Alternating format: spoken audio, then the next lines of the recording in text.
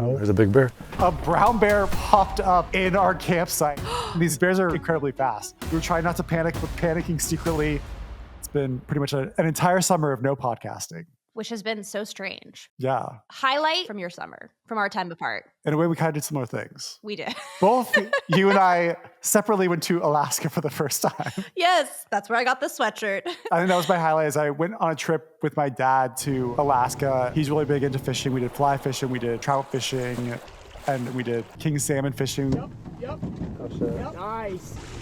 And then we went to Brooks Lodge, which has a lot of brown bears. Here at Brooks Lodge, there's a path where you cross over one big bridge to the falls, which is where the bears go to catch the salmon that are swimming upstream.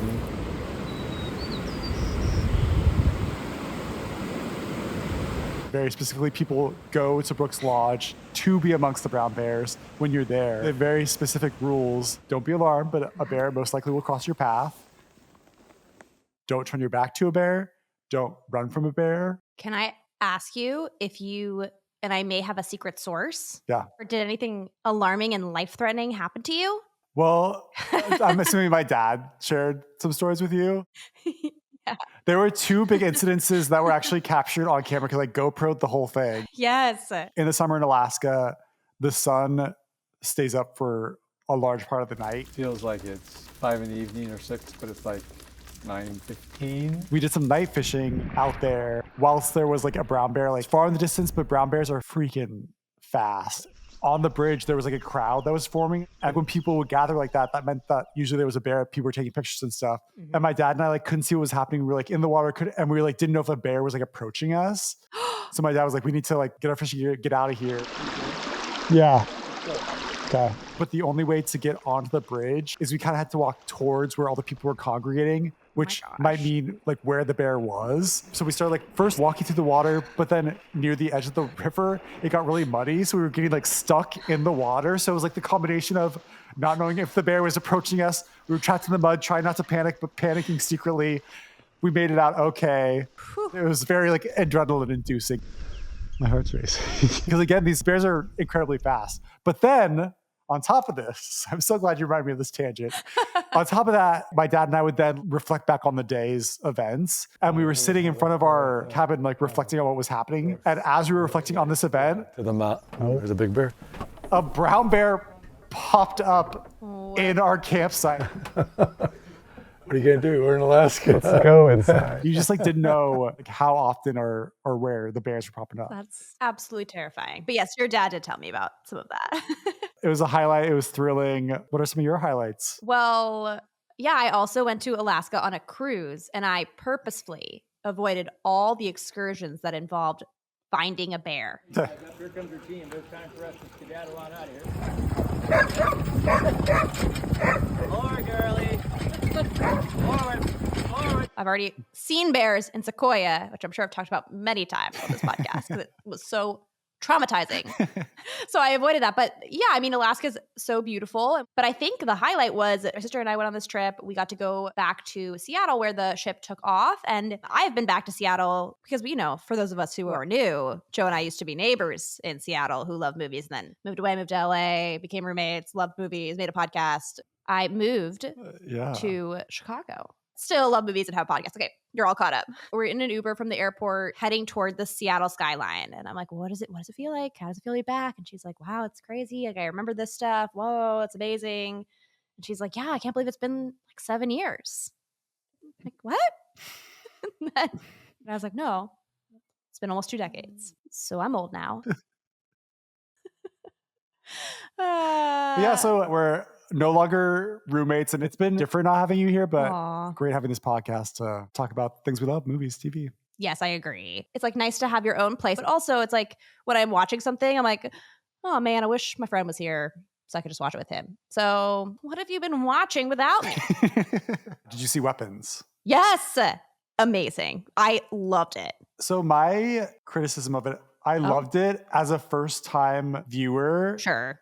But I feel like there was something about Barbarian where it's like, I want to rewatch this and like see someone's reaction every single time. Whereas like Weapons, I don't really feel obligated to like watch this again now that I know what happens. Mm-hmm.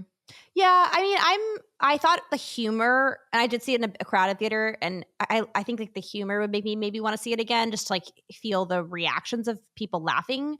But I kind of agree that I think a lot of it is the mystery Yeah. that's keeping you really gripped. And obviously, if you've seen it, you'll know what is going on. It might be fun to watch it one more time to see how it's all pieced together, like structurally. But I sort of agree with you. Yeah. And I just like thought it was like really like a weird, funny movie that could be about a lot of different things. You know, I don't know. I agree with you. Maybe it's not as rewatchable. I'm not sure though. And why? And this is where the interpretation might allow for many different answers. But why is the movie called Weapons? Okay. There's all these influences on kids, right? And it's like, you can see it from a political lens, you can see it from a cultural lens, you can see it from the family lens or the teacher or whoever. It's like all these people put lessons into children, and then it's sort of like we don't really know what they're going to do with that. Do you know what I'm saying? It's just like almost like the kids, the next generation is the weapon, and I think you can see that in our day and age right now, where both sides of of our political debate is like seeing the younger generation as both like the tool to get ahead and a way to weaponize their beliefs to harm the other side. Is this making any sense what I'm saying? Yes, it is. I actually really like the movie title because it makes me like wonder, like after seeing the movie, I'm like, wait, why was it called that? And then I agree. And yeah, people can be weaponized in different ways, and it can, how literal you want to take that is like left for you to kind of like ponder on. Exactly. That you can interpret it however you want. And then it's kind of just like what I was saying too. It's like, just because you think you're creating a weapon, you don't know how it's going to be used. Like, yeah, you know what I'm saying? I don't know. Yeah, I agree. Yeah. I literally just saw The Long Walk yesterday. Oh, The Long Walk. Imagine like the Hunger Games, but really boring, where the only task is you like walk as far as you can. And if you stop walking, you'll get shot and killed. I expected it to be violent, but it was violent and really gross. Ew. There was also a man in our audience, and he's like, nobody goes to the movies anymore. Nobody goes to the movies. Where's everyone? Nobody's here. And I was like, oh. He said that out loud? Yeah, out loud. Like he like turned to us. There were like 4 of us in the theater. So there really was like no one in the theater. One of the trailers that were playing was a T-Mobile trailer. Oh. And then the guy comes up and sits right next to me. He's like, I need to ask, T-Mobile, like, do you know anyone that, or have any friends that, could maybe like hack into someone's phone? What? He's like, yeah, my ex-girlfriend, I really want to go, like, I need someone to break into her phone because I need to find out some specific text. So I was like, I'll get back to you on that.